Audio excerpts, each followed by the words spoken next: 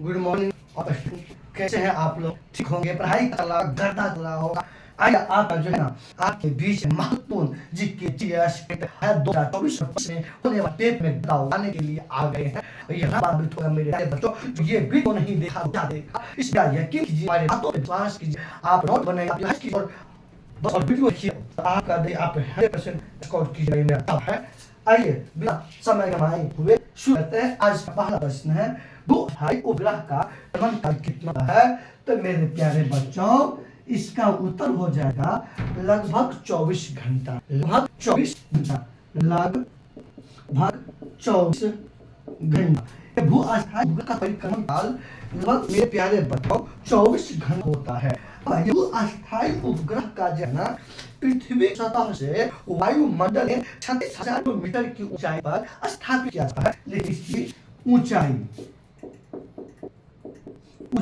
36,000 kilometre की ऊंचाई पर किलोमीटर की ऊंचाई भू अस्थायी उपग्रह को स्थापित किया जाता है। तो प्रश्न पूरे मेरे प्यारे बच्चों, भू-अस्थायी उपग्रह को पृथ्वी की सतह से वायुमंडल में कितना हजार किलोमीटर की ऊंचाई पर स्थापित किया जाए मेरे बच्चों? तो 36,000 किलोमीटर की ऊंचाई पर। जैसे मान लीजिए पृथ्वी है, इस सतह से वायुमंडल में 36,000 किलोमीटर की ऊंचाई पर भू-अस्थायी उपग्रह को स्थापित किया जाता है। को अपने इस पर एक चक्कर लगाने में लगभग 24 घंटा समय लगता है। भू-अस्थायी उपग्रह परिक्रमण काल अपने अक्ष पे चक्कर लगाने में पृथ्वी के परिक्रमण काल के बराबर होता है। पृथ्वी अपने अक्ष पर लगभग एक चक्कर 24 घंटा में लगाता है, तो भू-अस्थायी उपग्रह एक चक्कर 24 घंटा में लगाता है। तो कभी कभी प्रश्न पूछते हैं भू-अस्थायी उपग्रह परिक्रमण काल किसके बराबर होता है? तो पृथ्वी के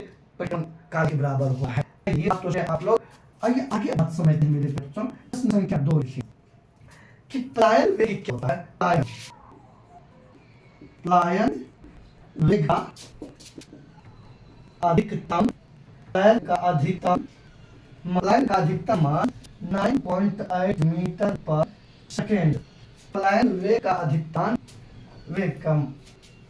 पलायन का अधिकतम 9.8 मीटर पर सेकेंड होता है। पलायन वेग का अधिकतम मान 9.8 मीटर पर सेकेंड होता है। अब ये पलायन वेग क्या होता है? ये पलायन वेग क्या होता है? आप लोग से प्रश्न है। तो पलायन वेग होता है जब पृथ्वी की सतह पर किसी वस्तु को वायुमंडल में ये भी गलत है, आज माथा डिस्टर्ब लगातार क्लास ले वेग का अधिकतम होता है मेरे प्यारे 11.2 किलोमीटर पर सेकेंड होता है। और 11.2 किलोमीटर पर सेकेंड हुआ है। अब समझिए, पलायन वेग का अधिकतम मान 11.2 किलोमीटर पर सेकेंड होता है। मेरे बात कीजिएगा, लेकिन थोड़ा सा मिस्टेक गया होगा इसलिए। आइए देखिए पलायन वेग क्या होता है। आज पृथ्वी की सतह पर से वायुमंडल किसी भी दिशा में किसी भी वस्तु को 11.2 किलोमीटर सेकेंड की चाल से है वस्तु पृथ्वी के सतह पर घूमकर वापस नहीं आएगा, इसे पलायन वेग कहते हैं। इस वेग से पृथ्वी सतह किसी वस्तु को वायुमंडल फेंकने पर पृथ्वी के गुरुत्वाकर्षण का जो सीमा होता है उनको क्रॉस कर जाता है, इसीलिए वस्तु पृथ्वी की सतह पर घूम करके वापस नहीं आता है। समझ गए मेरे प्यारे बच्चों? अब आपको समझ गए होंगे। एक क्वेश्चन और है, अगर किसी भी वस्तु को पृथ्वी के साथ से किस कोण से वायुमंडल पे को सबसे अधिक ऊंचाई जाएगा? तो पृथ्वी के सतह पर अगर 45 डिग्री कोण बना के 45 डिग्री कोण बनाइए, तब किसी वस्तु को वायुमंडल में फेंकिए तो सबसे अधिकतम ऊंचाई जाएगा, सबसे अधिकतम तक है। बात सुन, आप नहीं सकते क्लास आप भी लिखिए, ठीक है जी, कोई बात नहीं। पृथ्वी के सतह से 45 डिग्री कोण के साथ किसी वस्तु को वायुमंडल में फेंकने पर सबसे अधिक ऊंचाई तक जाता है। आइए समझने जाएगा। भू-अस्थायी उपग्रह का परिक्रमण काल लगभग 24 घंटा होता है। पृथ्वी के घूर्णन गति के परिक्रमण काल के बराबर होता है। आगे, भू-अस्थायी उपग्रह की ऊंचाई 36,000 किलोमीटर की ऊंचाई पर भू-अस्थायी उपग्रह को स्थापित किया जा रहा है मेरे प्यारे बच्चों। प्लान का अधिकतम मान 11 किलोमीटर पर सेकेंड का है और पृथ्वी सतह से 45 डिग्री के साथ किसी वस्तु को वायुमंडल में फेंकने का सबसे अधिक ऊंचाई पर सबसे अधिक ऊंचाई आता है वो। तो इस बात आप समझ गए, ऐसे समझ लीजिए। उसके बाद आप चलते हैं मेरे प्यारे बच्चों, अब देखते हैं अपना सब हो गया।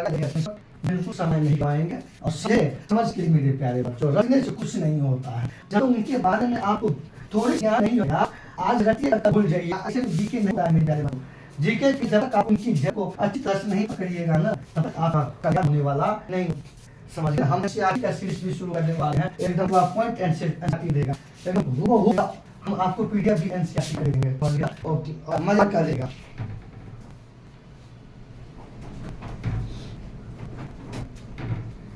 अब आइए अपना सब आगे देखते हैं मेरे प्यारे बच्चों, कुछ बात की। आइए,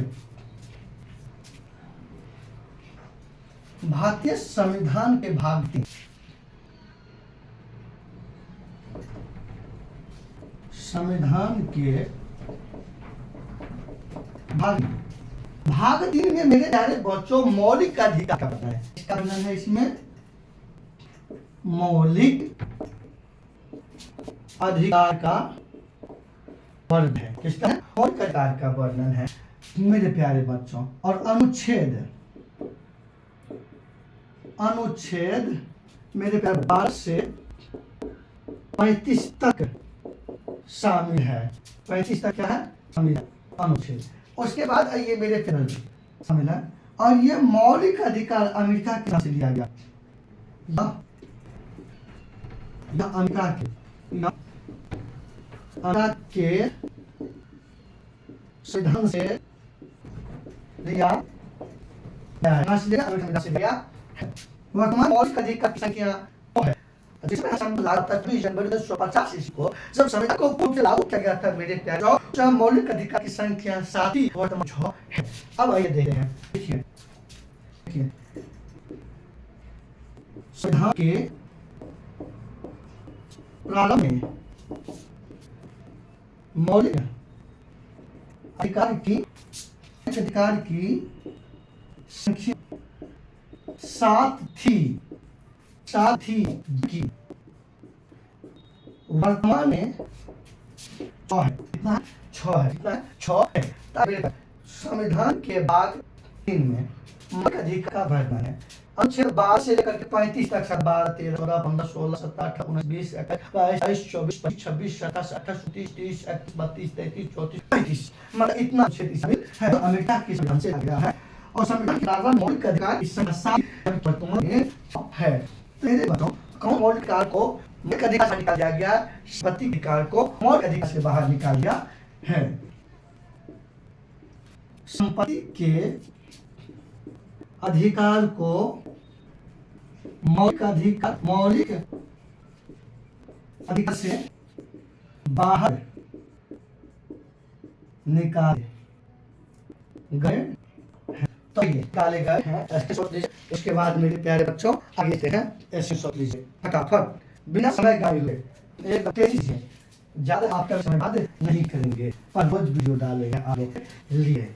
बस आप देखते हैं, ज्यादा लंबा वीडियो भी हमने दे रहे हैं। आइए आज देखते हैं अब सब। अब एक बात समझिए मेरे प्यारे बच्चों, अब सब देखते हैं अपना भारत, और एक चीज और देख लीजिए। आइए,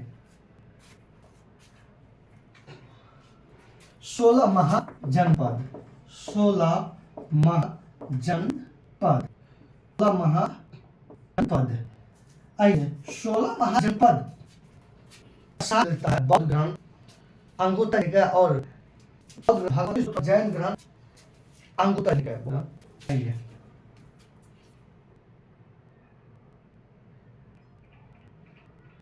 सोलह महाजनपद के बारे में वर्णन है। आइए, ग्रंथ अंगुत्तर निकाय, भगवती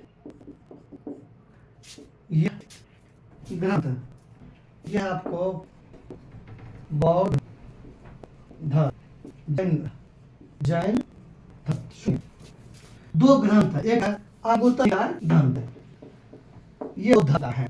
आप जैन धर्म है, ये भक्ति सूत्र है, ये भी क्या, ये ग्रंथ है। तो भगवती सूत्र अंगूठा न्याय, इस दोनों 16 महाजनपद हैं।